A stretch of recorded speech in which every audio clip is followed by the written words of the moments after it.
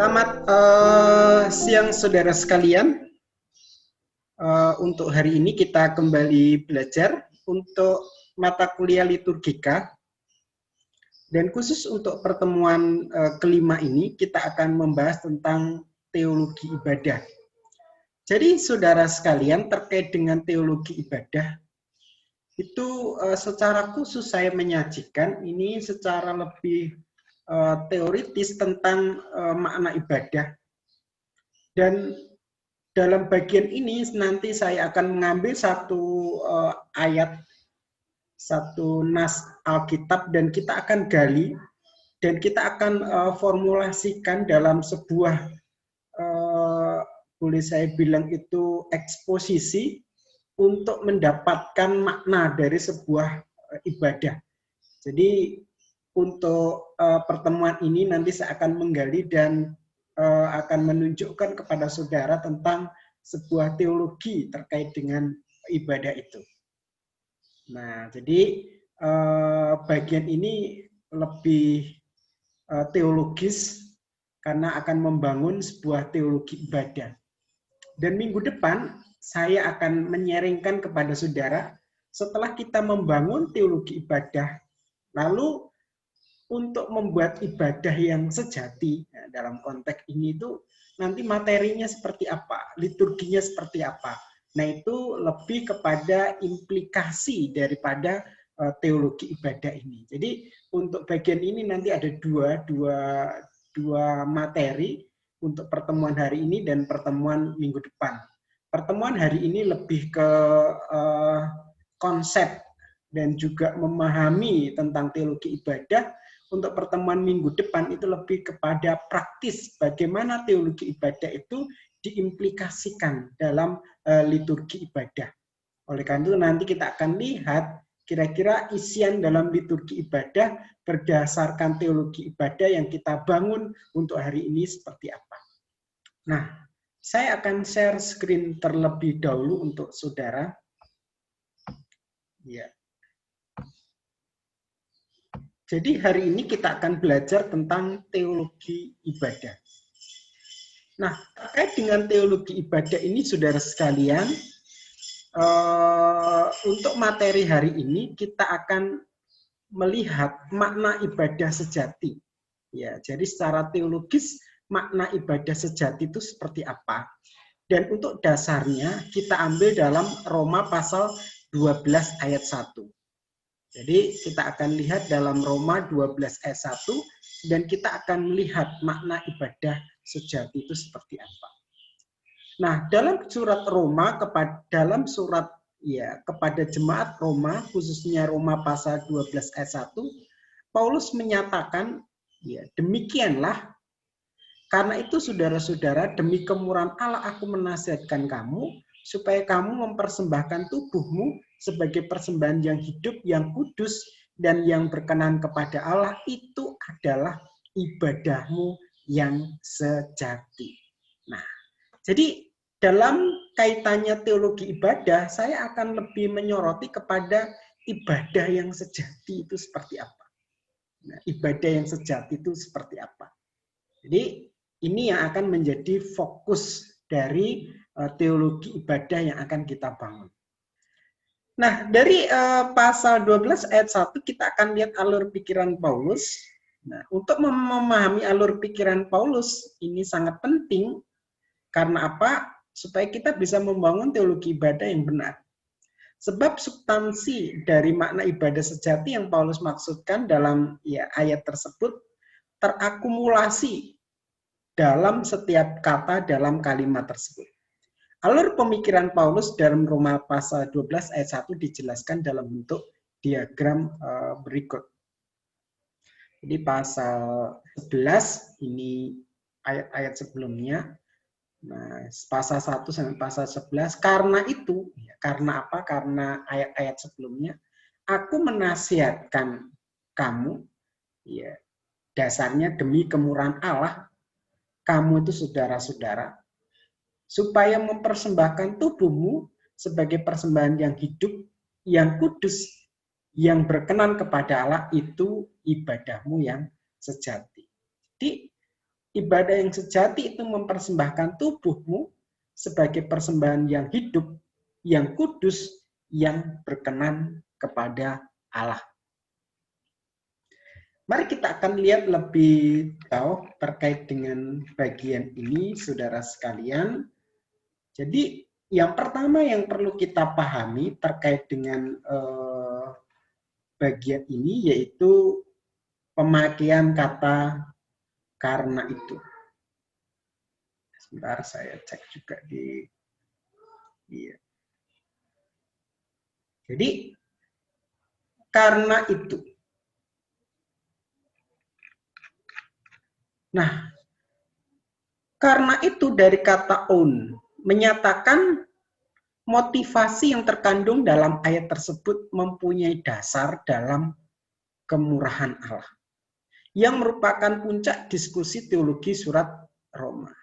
Dengan demikian, istilah karena itu secara langsung merujuk pada pasal sebelumnya. Secara tidak langsung, istilah ini menunjukkan pada segala sesuatu yang dikatakan Paulus pada ayat ya pasal 1 sampai pasal 11. Jadi saudara sekalian, artinya memang karena itu ini menandaskan bahwa apa yang dijelaskan Paulus berikutnya itu dasarnya ayat-ayat sebelumnya. Ya, itu maksudnya begitu. Jadi yang menjadi dasarnya itu ayat-ayat sebelumnya. Memang kalau kita lihat lebih jauh, bahwa pasal 1 sampai pasal 11 ini Paulus menjelaskan tentang dogma, ajaran doktrin lah sebenarnya, doktrin Paulus tentang ya keselamatan. Nah, bagaimana orang Kristen itu diselamatkan? Dijelaskan mulai semua orang telah jatuh dalam dosa, baik orang Yahudi maupun non-Yahudi, bahwa semua orang butuh keselamatan, dan keselamatan itu ada dalam Kristus, dan setiap orang yang percaya ya, pasti diselamatkan, semuanya karena kemurahan Allah atas kita, di mana Allah itu sangat murah hati mengasihi kita dengan rela mendatangkan anaknya yang tunggal supaya setiap orang boleh diselamatkan.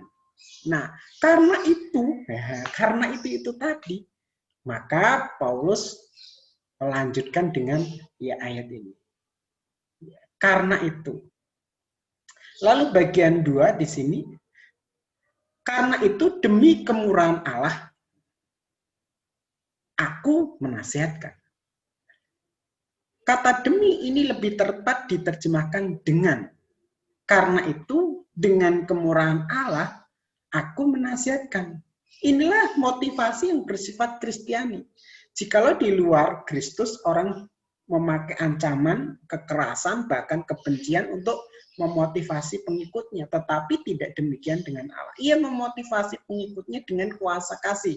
Inilah motivasi yang menjadi spirit ibadah yang sejati. Ya. Jadi, kalau kita lihat yang menjadi dasar untuk motivasinya ya, kalau kita lihat, aku menasihati kamu karena itu. Karena apa? Karena kemurahan Allah. Kemurahan Allah yang mana? Iya, terkait dengan keselamatan yang Tuhan berikan. Iya. Seperti itu.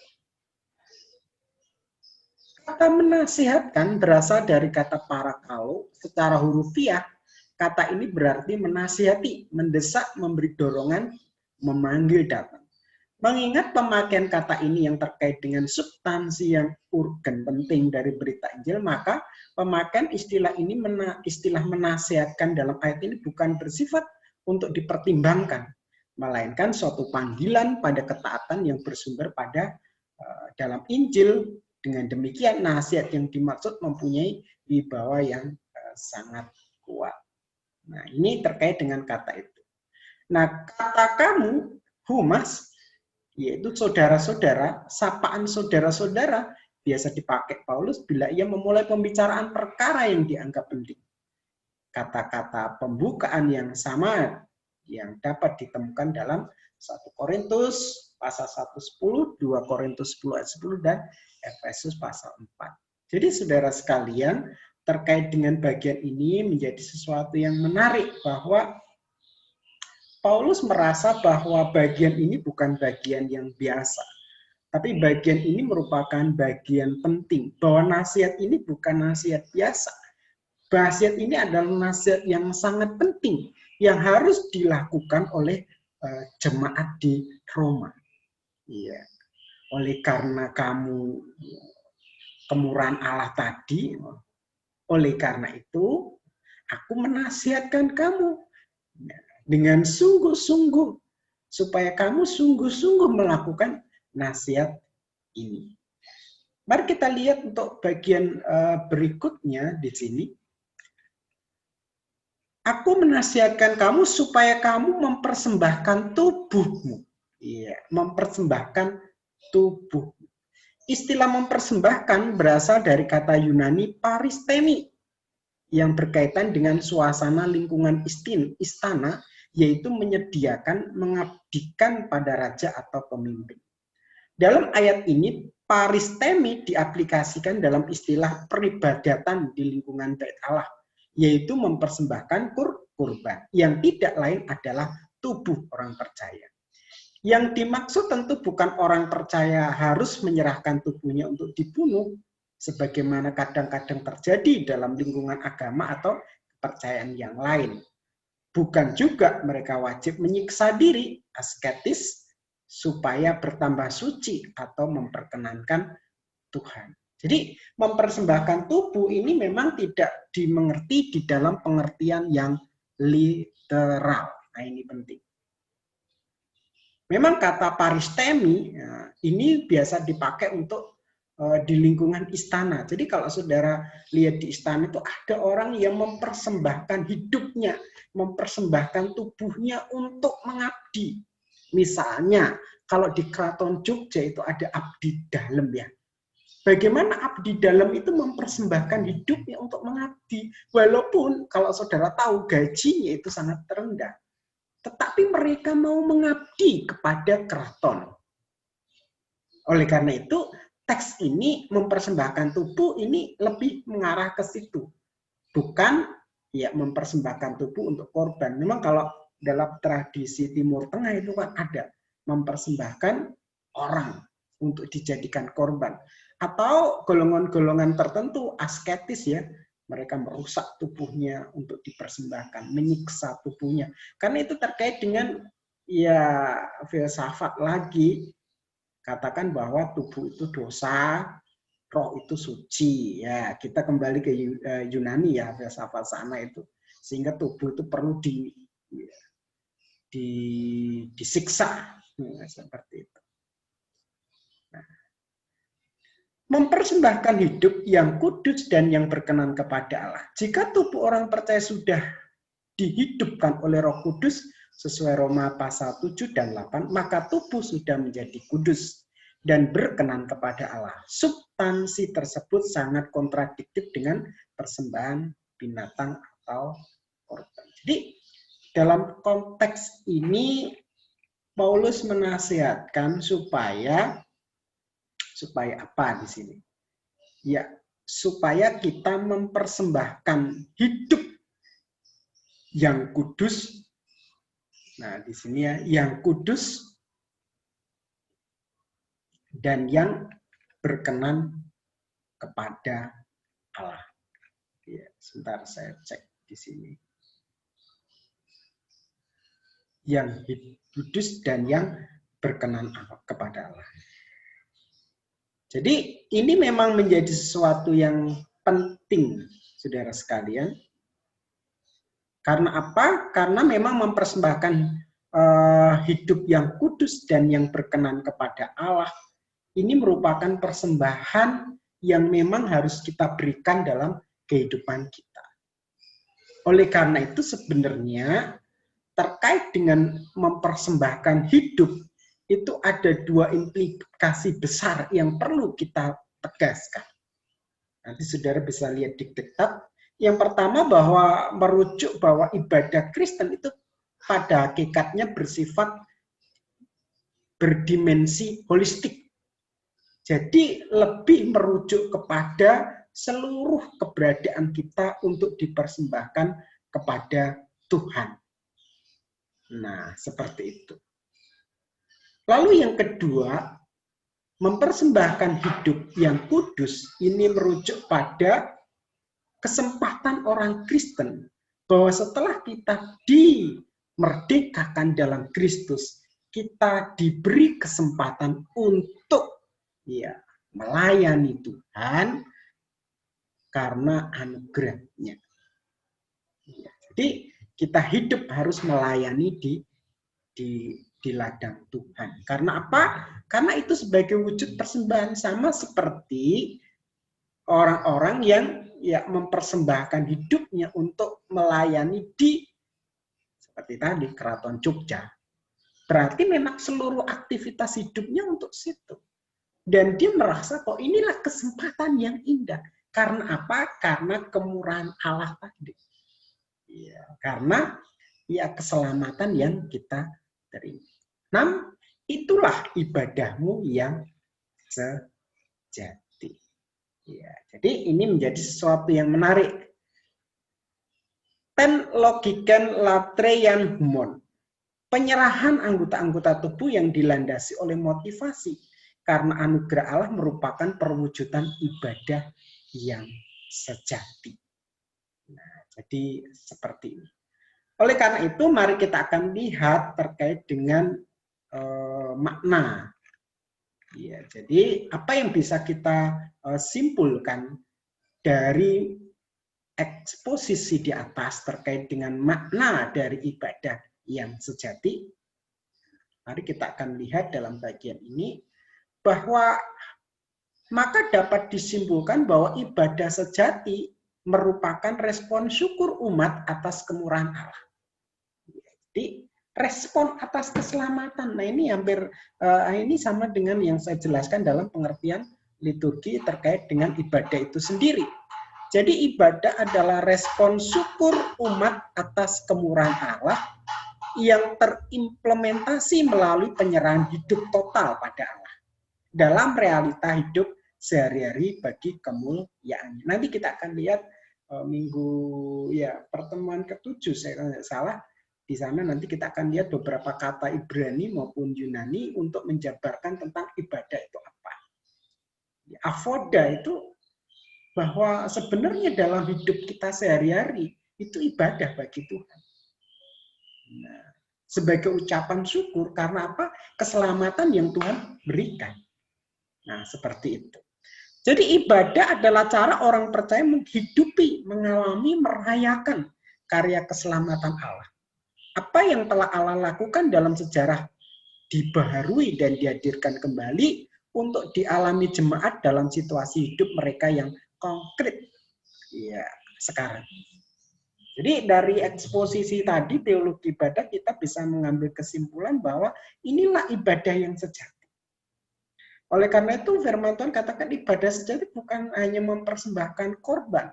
Nanti kalau saudara lihat di PL itu, kalau kamu berkorban tapi kamu bertengkar, itu sama aja bohong. Puasamu kan, ibadahmu dalam konteks itu. Jadi ibadah yang sejati itu berbicara tentang hidup kita. Bagaimana kita bersyukur atas kemurahan Allah. Nah, syukur kita terimplementasi melalui penyerahan hidup kita pada Allah untuk dipakai sebagai alatnya. Untuk kemuliaannya. Dengan begitu, kapanpun, dimanapun hidup adalah sebuah kesempatan untuk beribadah. Perwujudan dari sebuah respon syukur umat yang dibangun di atas motivasi apa? Kita melakukan semua itu karena anugerah Tuhan. Wujud bakti umat yang tidak hanya terbatas dalam aspek-aspek spiritual saja, melainkan juga aspek-aspek jasmaniah manusia secara holistik. Semuanya pada akhirnya bermuara pada pemuliaan Allah yang adalah objek dari semua realitas ibadah Kristen. Dalam konteks inilah orang percaya terpanggil untuk menjadi berkat, yaitu membawa orang untuk mengalami perjumpaan dengan Kristus Yesus yang adalah Tuhan dan Juru Selamat dunia. Ini menjadi sesuatu yang luar biasa, saudara sekalian. Jadi dalam konteks ini orang percaya terpanggil untuk jadi berkat. membawa orang mengalami perjumpaan dengan Kristus yang adalah Tuhan dan Juru Selamat. Ya, saudara sekalian, mari kita akan lihat formula ibadah sejati berdasarkan surat Roma. Ya, masih ada beberapa slide, 4 slide. Ya, berdasarkan substansi dari makna ibadah sejati tersebut, maka ada 4 ciri yang menjadi tanda dari ibadah yang sejati. Yaitu apa? Yang pertama itu motivasi ibadah sejati, yaitu anugerah Allah. Dimensi ibadah sejati mencakup seluruh totalitas hidup. Ruang lingkup ibadah sejati mencakup seluruh kesempatan yang Allah anugerahkan. Dan 4, ibadah sejati bertujuan untuk memuliakan Allah. Jadi ini formula dari teologi ibadah yang kita dapatkan dari surat Roma pasal 12 ayat 1. Formulasi inilah yang menjadi tolok ukur sebatas mana sejauh suatu ibadah layak dikategorikan ibadah yang sejati. Yang pertama, ibadah sejati dibangun di atas fondasi anugerah Allah. Dalam iman Kristen, ibadah bukanlah sekedar ritual dan aktivitas manusia yang tanpa dasar. Demi kemurahan Allah, dalam Roma 12 ayat 1 menggarisbawahi kebenaran yang mendasar dalam iman Kristen bahwa anugerah Allah merupakan fondasi yang mutlak bagi ibadah Kristen. Anugerah Allah di dalam dan melalui Yesus Kristus merupakan satu-satunya sarana yang memungkinkan manusia yang berdosa mengalami perjumpaan dan persekutuan dengan Allah dan hidup di dalam kasih-Nya. Iya, jadi saudara sekalian itu, lalu mari kita akan lihat, hanya melalui iman di dalam Yesus Kristus manusia dimampukan oleh kuasa Roh Kudus untuk menyukacitakan Allah melalui ibadah. Jadi yang pertama itu kita dapatkan untuk teologi ibadah kita, yaitu ibadah sejati itu selalu dibangun di atas fondasi anugerah. Nah, kalau orang lain katakan ibadah itu dibangun atas ya karena tekanan, kewajiban. Tapi kalau kita bukan ya. Tapi karena kalau nggak ibadah nanti ada apa? Ada konsekuensinya kan begitu. Tapi kalau ibadah yang sejati dibangun atas fondasi anugerah Allah. Ibadah sejati bukan usaha manusia. Iya. Ibadah sejati bukan usaha manusia untuk dapat menggapai Allah atau menikmati kasih-Nya. Ibadah sejati merupakan respon syukur umat atas anugerah. Tanpa anugerah tidak ada seorang pun yang layak dan berkenan pada Allah. Ibadah yang sejati bukan suatu pamer kebolehan. Ibadah sejati juga bukan suatu keterpaksaan. Sebab keterpaksaan dilandasi oleh motivasi yang tidak benar. Yang kedua, mari kita akan lihat untuk ibadah yang sejati, saudara sekalian, ibadah sejati itu berdimensi holistik. Holistik itu menyeluruh, satu kesatuan yang mencakup seluruh bagian, bukan sekedar kumpulan bagian. Dalam konteks ibadah yang sejati, maka dimensi ibadah tidak hanya menyentuh aspek spiritual dalam kehidupan seseorang, melainkan juga aspek-aspek jasmania dari orang tersebut. Oleh karena itu, pernyataan Paulus supaya kamu mempersembahkan tubuhmu mengandung pengertian bahwa tubuh dalam pengertian yang holistik merupakan sarana yang seharusnya dipersembahkan, diserahkan dengan sepenuhnya kepada Allah sebagai wujud respon syukur umat atas anugerahnya. Lalu yang terakhir ini adalah ibadah yang sejati mencakup kesempatan yang anak-anak Allah anugerahkan. Ibadah sejati tidak hanya berbicara tentang kegiatan seputar pelayanan gerejawi saja, melainkan juga kehidupan real kita sehari-hari. Dalam pengertian ini tidak ada pemisahan antara hal yang rohani dan duniawi. Seluruh kesempatan hidup merupakan area yang harusnya dimaknai dalam koridor ibadah. Seluruh aktivitas hidup kita itu sebenarnya ibadah. Paulus membedakan sama sekali ibadah menurut Injil yang mengungkapkan perjanjian baru dengan ekspresi ibadah Israel yang menurut hal-hal lahiriah di sekitar rumah Allah. Terakhir, ibadah sejati bertujuan mempermuliakan Allah. Manusia ada bukan karena sebuah kebetulan atau proses panjang dari sebuah evolusi. Manusia ada karena maksud dan rencana Allah. Alkitab menjelaskan bahwa tujuan utama manusia adalah memuliakan Allah, yaitu berusaha dalam segala hal, waktu, aktivitas untuk melakukan hal-hal yang berkenan kepada Allah. Melakukan pekerjaan dengan tekun, menyembah Allah pada saat Sabat, ataupun bersaksi kepada orang yang belum percaya, memuliakan Allah merupakan substansi dari tujuan ibadah yang sejati. Ya, jadi saudara sekalian itu teologi ibadah yang bisa saya jelaskan kepada saudara. Jadi ini merupakan teologi yang kita bangun dengan mengambil satu ayat atau nas dan kita membangun sebuah teologi pemaparan tentang ibadah itu sendiri. Jadi ibadah sejati itu seperti apa? Nah, ternyata ibadah sejati itu ya ada 4 dimensi tadi ya, yang jelas seperti itu. Yang pertama, bahwa ibadah sejati itu yang menjadi dasar itu anugerah Allah. Lalu ibadah yang sejati itu mencakup seluruh totalitas hidup kita. Ibadah sejati itu sebenarnya kesempatan yang Tuhan anugerah. Dan yang terakhir, ibadah sejati itu untuk mempermuliakan Allah. Yes. Jadi itu yang saya bisa sampaikan terkait dengan ibadah, teologi ibadah. Terima kasih banyak. Tuhan Yesus memberkati saudara sekalian. Amin.